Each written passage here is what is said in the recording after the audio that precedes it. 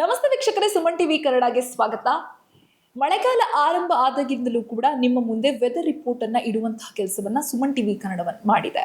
ಆದ್ರೆ ಈ ಬಾರಿ ವೆದರ್ ರಿಪೋರ್ಟ್ ಏನ್ ಹೇಳುತ್ತೆ ಅಂದ್ರೆ, ಯಾಕೆ ಅಂತಂದ್ರೆ ಉತ್ತರ ಭಾರತದಲ್ಲಿ ಸಾಕಷ್ಟು ಪ್ರಮಾಣದಲ್ಲಿ ಮಳೆ ಆಗ್ತಾ ಇದೆ. ವಾಯುಭಾರ ಕುಸಿತದಿಂದ ಒಂದಿಷ್ಟು ರಾಜ್ಯಗಳಲ್ಲಿ ಪ್ರವಾಹ ಆಗ್ತಾ ಇದೆ, ಇನ್ನೊಂದಿಷ್ಟು ರಾಜ್ಯಗಳಿಗೆ ಪ್ರವಾಹದ ಭೀತಿ ಉಂಟಾಗಿದೆ. ಆದ್ರೆ ನಮ್ಮ ಕರ್ನಾಟಕದಲ್ಲಿ ಇನ್ನೂ ಹಲವಾರು ಜಿಲ್ಲೆಗಳಲ್ಲಿ ಮಳೆಯ ಪರಿಸ್ಥಿತಿ ಅನ್ನೋದು ಅಥವಾ ಮಳೆಯ ಮುನ್ಸೂಚನೆ ಅನ್ನೋದೇ ಇನ್ನೂ ಕೂಡ ಸಿಗ್ತಾ ಇಲ್ಲ. ಇದರಿಂದ ರೈತರು ಕಂಗಾಲಾಗಿದ್ದಾರೆ. ಹಾಗೆ ಜೊತೆಗೆ ಜನರು ನೀರಿನ ಸಮಸ್ಯೆ ಆಗಬಹುದಾ, ಜಲಸಂಪನ್ಮೂಲ ಕುಸಿಬಹುದಾ ಇದರಿಂದ ಅಂತ ಹೇಳಿ ಒಂದಿಷ್ಟು ಭಯದ ವಾತಾವರಣದಲ್ಲಿ ಬದುಕ್ತಾ ಇದ್ದಾರೆ. ಇನ್ನೊಂದಿಷ್ಟು ಕಾವೇರಿ ನದಿ ವಿಚಾರದಲ್ಲೂ ನೀರಿನ ಪ್ರಮಾಣ ಕುಸಿತಿರೋದ್ರಿಂದ ದೊಡ್ಡ ಪ್ರಮಾಣದಲ್ಲಿ ವಿವಾದ ಕೂಡ ಉಂಟಾಗ್ತಾ ಇದೆ. ಇದೆಲ್ಲದಕ್ಕೂ ಮುಖ್ಯ ಕಾರಣವೇ ಮಳೆ ಪ್ರಮಾಣ ಕಡಿಮೆ ಆಗಿರುವಂಥದ್ದು. ಹಾಗಾದ್ರೆ ಉತ್ತರ ಭಾರತದಲ್ಲಿ ಸುರಿತಿರುವಂತಹ ಮಳೆ ಕರ್ನಾಟಕಕ್ಕೂ ಬರುತ್ತಾ? ಅಲ್ಲಿ ಪ್ರವಾಹದ ವಾತಾವರಣ ಇದ್ರೆ ಇಲ್ಲಿ ಬರದ ವಾತಾವರಣ ಇದೆ. ಮುಂದಿನ ದಿನಗಳಲ್ಲಿ ಯಾವ ರೀತಿಯಾಗಿ ಮಳೆಯ ಪ್ರಭಾವ ಕರ್ನಾಟಕದ ಮೇಲೆ ಇರಲಿದೆ, ಇದ್ರ ಬಗ್ಗೆ ತಿಳಿಸ್ಕೊಡ್ಲಿಕ್ಕೆ ನಮ್ಮ ಜೊತೆ CS ಪಾಟೀಲ್ ಸರ್ ಇದ್ದಾರೆ. ಅವ್ರನ್ನ ಮಾತಾಡಿಸ್ತಾ ಹೋಗ್ತೀನಿ, ಬನ್ನಿ ಸರ್. ನಮಸ್ತೆ. ನಾನು ಆಗ್ಲೇ ಹೇಳಿದೆ, ಹಲವಾರು ಬಾರಿ ನಾವು ವೆದರ್ ರಿಪೋರ್ಟ್ ಅನ್ನ ನಮ್ಮ ಜನತೆಯ ಮುಂದೆ ಇಟ್ಟಿದ್ದೀವಿ, ನಮ್ಮ ವೀಕ್ಷಕರ ಮುಂದೆ ಇಟ್ಟಿದ್ದೀವಿ. ಆದರೆ ಇವತ್ತಿನದ್ದು ಬೇರೆ ರೀತಿನೇ ಇದೆ. ಯಾಕಂದ್ರೆ ಉತ್ತರ ಭಾರತದಲ್ಲಿ ಹಲವಾರು ಪ್ರಮಾಣದಲ್ಲಿ ಮಳೆ ಬರ್ತಾ ಇದೆ, ಬಟ್ ಕರ್ನಾಟಕದಲ್ಲಿ ಇನ್ನೂ ಕೂಡ ಕೆಲವು ರಾಜ್ಯಗಳಿಗೆ ಮಳೆಗಾಲ ಹೇಗಿದೆ ಅನ್ನುವಂಥದ್ದು ಗಮನಕ್ಕೂ ಕೂಡ ಬಂದಿಲ್ಲ. ಈ ಬಾರಿ ಏನಾದರೂ ಉತ್ತರ ಭಾರತದಲ್ಲಿ ವಾಯುಭಾರ ಕುಸಿತದಿಂದ ಕರ್ನಾಟಕದಲ್ಲಿ ಏನಾದರೂ ಮಳೆ ಆಗುವಂಥ ಸಾಧ್ಯತೆ ಇದೆಯಾ ಸರ್? ಇವತ್ತು ಜುಲೈ 30ರಂದು ಛತ್ತೀಸ್ಗಢದಲ್ಲಿ ತೀವ್ರವಾಗಿ ವಾಯುಭಾರ ಕುಸಿತವಾಗಿದೆ. ಇದರ ಹಿನ್ನೆಲೆಯಲ್ಲಿ ಮುಂದಿನ 3 ದಿನಗಳವರೆಗೆ ಮಹಾರಾಷ್ಟ್ರದಲ್ಲಿ ವ್ಯಾಪಕವಾಗಿ ಮಳೆಯಾಗುವ ಸಾಧ್ಯತೆ ಐತಿ. ಇದರ ಒಂದು ಪ್ರಭಾವದಿಂದ ಕರ್ನಾಟಕದ ಉತ್ತರ ಒಳನಾಡಿನ ಜಿಲ್ಲೆಗಳಲ್ಲಿ ಜುಲೈ 30ರಂದು ವ್ಯಾಪಕವಾಗಿ ಮಳೆಯಾಗುವ ಸಾಧ್ಯತೆಗಳದಾವು. ಜುಲೈ 30ರಂದು ಬೀದರು, ಕಲಬುರಗಿ, ಯಾದಗಿರಿ, ರಾಯಚೂರು, ವಿಜಯಪುರ ಜಿಲ್ಲೆಗಳ ಕೆಲವು ಕಡೆ ಭಾರೀ ಹಾಗೂ ಅತಿ ಭಾರೀ ಮಳೆಯಾಗುವ ಸಾಧ್ಯತೆ ಇರುವುದರಿಂದ ಈ ಜಿಲ್ಲೆಗಳಿಗೆ ಆರೆಂಜ್ ಅಲರ್ಟನ್ನು ಕೊಡಲಾಗಿದೆ. ಬೆಳಗಾವಿ ಜಿಲ್ಲೆಗೂ ಕೂಡ ಯೆಲ್ಲೋ ಅಲರ್ಟನ್ನು ಕೂಡ ಘೋಷಿಸಲಾಗಿದೆ. ಬಾಗಲಕೋಟೆ, ಕೊಪ್ಪಳ, ಗದಗ, ಹಾವೇರಿ, ಧಾರವಾಡ ಈ ಜಿಲ್ಲೆಗಳಿಗೆ ಜುಲೈ 30ರಂದು ಹಗುರದಿಂದ ಸಾಧಾರಣವಾಗಿ ವ್ಯಾಪಕವಾಗಿ ಮಳೆಯಾಗುವ ಹೆಚ್ಚಿನ ಸಾಧ್ಯತೆ ಐತಿ. ಜುಲೈ 31ರಂದು ಕರ್ನಾಟಕದ ಉತ್ತರ ಒಳನಾಡಿನ ಜಿಲ್ಲೆಗಳಲ್ಲಿ ಹಲವು ಕಡೆ ಅಂದರೆ 75% ಪ್ರದೇಶಗಳಲ್ಲಿ ಮಳೆಯಾಗುವ ಸಾಧ್ಯತೆ ಐತಿ. ಬೆಳಗಾವಿ, ಧಾರವಾಡ ಜಿಲ್ಲೆಗಳ ಕೆಲವು ಕಡೆ ಭಾರೀ ಹಾಗೂ ಅತಿ ಭಾರೀ ಮಳೆಯಾಗುವ ಸಾಧ್ಯತೆ ಇರುವುದರಿಂದ ಜುಲೈ 31ರಂದು ಬೆಳಗಾವಿ ಜಿಲ್ಲೆಗೆ ಆರೆಂಜ್ ಅಲರ್ಟನ್ನು, ಧಾರವಾಡ ಜಿಲ್ಲೆಗೆ ಯೆಲ್ಲೋ ಅಲರ್ಟನ್ನು ಕೂಡ ಕೊಡಲಾಗಿದೆ. ಜುಲೈ 30ರಿಂದ ಆಗಸ್ಟ್ 4ರವರೆಗೆ ಕರಾವಳಿ ಜಿಲ್ಲೆಗಳಲ್ಲಿ ವ್ಯಾಪಕವಾಗಿ ಮಳೆಯಾಗುವ ಸಾಧ್ಯತೆಗಳದಾವು. ಉತ್ತರ ಕನ್ನಡ, ಉಡುಪಿ ಹಾಗೂ ದಕ್ಷಿಣ ಕನ್ನಡ ಜಿಲ್ಲೆಗಳ ಕೆಲವು ಕಡೆ ಭಾರೀ ಹಾಗೂ ಅತಿ ಭಾರೀ ಮಳೆಯಾಗುವ ಸಾಧ್ಯತೆ ಇರುವುದರಿಂದ ಜುಲೈ 30, ಜುಲೈ 31ರಂದು, ಆಗಸ್ಟ್ 1, 2ರಂದು ಆರೆಂಜ್ ಅಲರ್ಟನ್ನು ಕೂಡ ಕೊಡಲಾಗಿದೆ. ಕರ್ನಾಟಕದ ದಕ್ಷಿಣ ಒಳನಾಡಿನ ಜಿಲ್ಲೆಗಳಲ್ಲಿ ಜುಲೈ 30, 31ರಂದು ಹಲವು ಕಡೆ ಅಂದರೆ 75% ಪ್ರದೇಶಗಳಲ್ಲಿ ಮಳೆಯಾಗುವ ಸಾಧ್ಯತೆಗಳದಾವು. ಶಿವಮೊಗ್ಗ, ಚಿಕ್ಕಮಗಳೂರು, ಕೊಡಗು ಜಿಲ್ಲೆಗಳ ಕೆಲವು ಕಡೆ ಭಾರೀ ಹಾಗೂ ಅತಿ ಭಾರೀ ಮಳೆಯಾಗುವ ಸಾಧ್ಯತೆ ಇರುವುದರಿಂದ ಆರೆಂಜ್ ಅಲರ್ಟನ್ನು ಕೊಡಲಾಗಿದೆ. ಹಾಸನ ಜಿಲ್ಲೆಗೆ ಯೆಲ್ಲೋ ಅಲರ್ಟನ್ನು ಜುಲೈ 30, 31ರಂದು ಅಲರ್ಟನ್ನು ಕೊಡಲಾಗಿದೆ.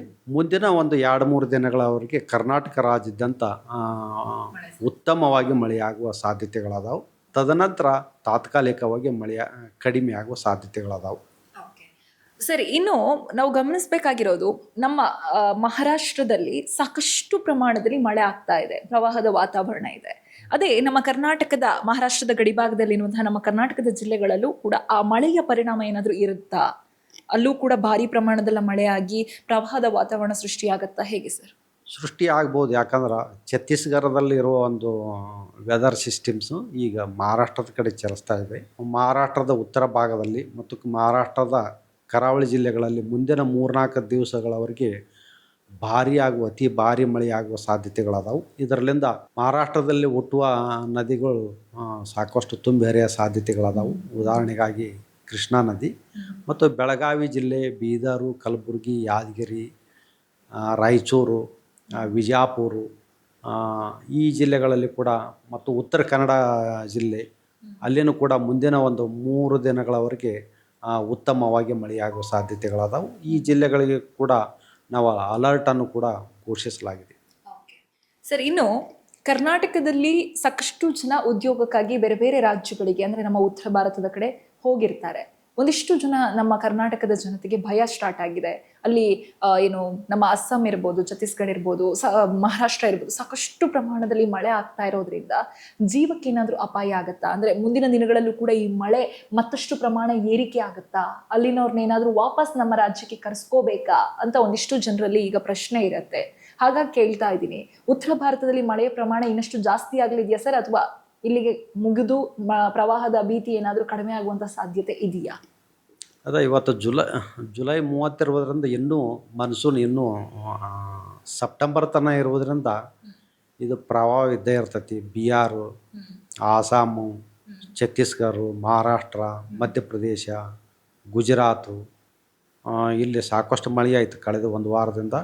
ಇಲ್ಲಿ ಪ್ರವಾಹದ ಭೀತಿಗಳು ಅದಾವು ಮತ್ತು ಪ್ರವಾಹನ ಇವತ್ತು ಜನರು ಸುರಕ್ಷಿತ ಸ್ಥಳದಲ್ಲಿ ಇರಬೇಕು ಮತ್ತು ತಗ್ಗು ಪ್ರದೇಶದಲ್ಲಿ ಇರೋ ಜನರು ಇದರ ಬಗ್ಗೆ ಭಾಳ ಎಚ್ಚರದಿಂದ ಇರ್ಬೇಕಂತ ನಾನು ಹೇಳ್ತೀನಿ. ಮತ್ತು ಕರ್ನಾಟಕದವ್ರು ಇರ್ಬೋದು ಅಥವಾ ಬೇರೆ ರಾಜ್ಯ ಎಲ್ಲರೂ ಒಂದು ಸುರಕ್ಷಿತ ಸ್ಥಳದಲ್ಲಿ ಇರಬೇಕು. ಅಂದ್ರೆ ಆ ಕಡೆ ಏನಾದರೂ ಪ್ರಯಾಣವನ್ನ ಬೆಳೆಸುವಂತಹ ಯೋಚನೆ ಇದ್ದವರು ಈಗ ಕೈ ಬಿಡುವುದು ಒಳ್ಳೇದು ಅಂತ ಹೇಳ್ತೀರಾ? ಕೈ ಬಿಡೋದು ಒಳ್ಳೆಯದು. ಯಾಕಂದ್ರೆ ಮಹಾರಾಷ್ಟ್ರದಲ್ಲಿ ಸಾಕಷ್ಟು ಮಳೆ ಐತಿ, ಛತ್ತೀಸ್ಗಢದಲ್ಲಿ, ಇನ್ನು ಗುಜರಾತದಲ್ಲಿ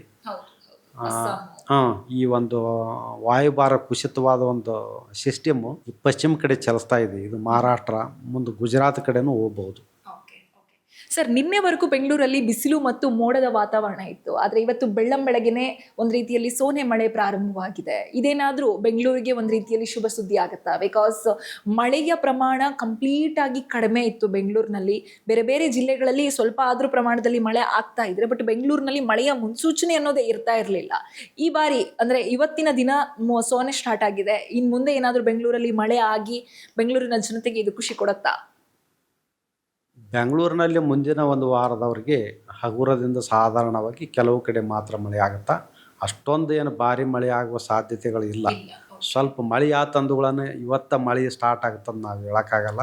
ಕರ್ನಾಟಕದ ದಕ್ಷಿಣ ಒಳನಾಡಿನ ಜಿಲ್ಲೆಗಳಲ್ಲಿ ಇವತ್ತ ನಾಳೆಗೆ ಹಗುರದಿಂದ ಸಾಧಾರಣವಾಗಿ ಮಳೆ ಆಗುವ ಸಾಧ್ಯತೆಗಳದಾವು. ಒಂದು ಆಗಸ್ಟ್ ಮೊದಲನೇ ವಾರದಲ್ಲಿ ಅಷ್ಟೊಂದು ಮಳೆಗೆ ಇಲ್ಲಿ ಕರ್ನಾಟಕದ ದಕ್ಷಿಣ ಒಳನಾಡು ಇರ್ಬೋದು, ಉತ್ತರ ಒಳನಾಡಿನಲ್ಲಿ ಅಷ್ಟೊಂದು ಇರಲ್ಲ.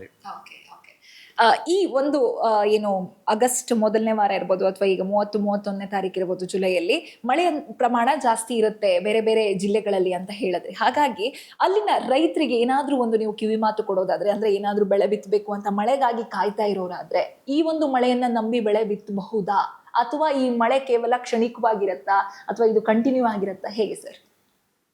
ಈ ಮಳೆ ಸ್ವಲ್ಪ ಸಾಕಷ್ಟು ತೇವಾಂಶವನ್ನು ಹೆಚ್ಚಿಸಬಹುದು ಉತ್ತರ ಒಳನಾಡಿನ ಜಿಲ್ಲೆಗಳಲ್ಲಿ, ಕರ್ನಾಟಕದ ದಕ್ಷಿಣ ಒಳನಾಡು ಮತ್ತು ಕರಾವಳಿ ಮತ್ತು ಮಲೆನಾಡಿನ ಜಿಲ್ಲೆಗಳಲ್ಲಿ ಈ ಮಳೆ ನೀರನ್ನು ಸಂಗ್ರಹಿಸ್ಕೋಬೇಕು. ಮತ್ತು ಮಣ್ಣಿನ ತೇವಾಂಶ ಹೆಚ್ಚಿಗಿತ್ತಂದ್ರೆ ಅವರು ತಾವು ಬಿತ್ತಿಕೊಳ್ಬಹುದು. ಇದು ಅಟ್ಲೀಸ್ಟ್ 2ನೇ ಬೆಳೆಗೆ ಉಪಯೋಗ ಆಗ್ಬೋದು ಅಂತ ನಾ ಹೇಳ್ತೀನಿ. ಆಗ್ಬೋದು. Thank you.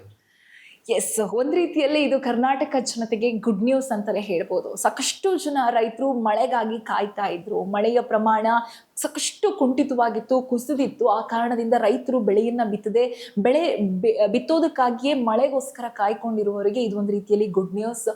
ಈಗ ಸತತವಾಗಿ ಒಂದು 4-5 ದಿನಗಳು ಸಾಕಷ್ಟು ಪ್ರಮಾಣದಲ್ಲಿ ಮಳೆಯಾಗುವಂತಹ ಸಾಧ್ಯತೆ ಕರ್ನಾಟಕದಲ್ಲಿ ಇರೋದ್ರಿಂದ ಭೂಮಿಯ ತಾಪಾಂಶ ಕೂಡ ಕಡಿಮೆ ಆಗುತ್ತೆ, ಜೊತೆಗೆ ಭೂಮಿಯ ತೇವಾಂಶ ಜಾಸ್ತಿ ಆಗುತ್ತೆ. ಹಾಗಾಗಿ ನೀವು ಬೆಳೆ ಬಿತ್ತಬೇಕು ಅನ್ನೋದಾದ್ರೆ ಬಿತ್ತಬಹುದಾದಂತಹ ಅವಕಾಶ ಇದೆ. ಜೊತೆಗೆ ಉತ್ತರ ಭಾರತ ಅಥವಾ ಬೇರೆ ಬೇರೆ ರಾಜ್ಯಗಳಿಗೆ ಪ್ರಯಾಣವನ್ನ ಬೆಳೆಸಬೇಕು, ಒಂದು ಟ್ರಿಪ್ ಮಾಡಬೇಕು ಅಂತ ಅನ್ಕೊಂಡಿದ್ರೆ ದಯವಿಟ್ಟು ಅದನ್ನ ನೀವು ಕೈ ಬಿಡೋದು ಒಳ್ಳೇದು, ಅಥವಾ ತಾತ್ಕಾಲಿಕವಾಗಿ ಮುಂದೆ ಹಾಕೋದು ಒಳ್ಳೇದು. ಸಾಕಷ್ಟು ಪ್ರಮಾಣದಲ್ಲಿ ಬೇರೆ ಬೇರೆ ರಾಜ್ಯಗಳಲ್ಲಿ ಮಳೆ ಆಗ್ತಾ ಇದೆ. ಛತ್ತೀಸ್ಗಢ, ಗುಜರಾತ್, ಗೋವಾ ಅಥವಾ ನಮ್ಮ ಮಹಾರಾಷ್ಟ್ರ ಆಗಿರ್ಬೋದು, ಪ್ರತಿಯೊಂದು ರಾಜ್ಯಗಳಲ್ಲೂ ಕೂಡ ಪ್ರವಾಹದ ಭೀತಿ ಮತ್ತು ಪ್ರವಾಹದ ವಾತಾವರಣ ಎದುರಾಗಿದೆ.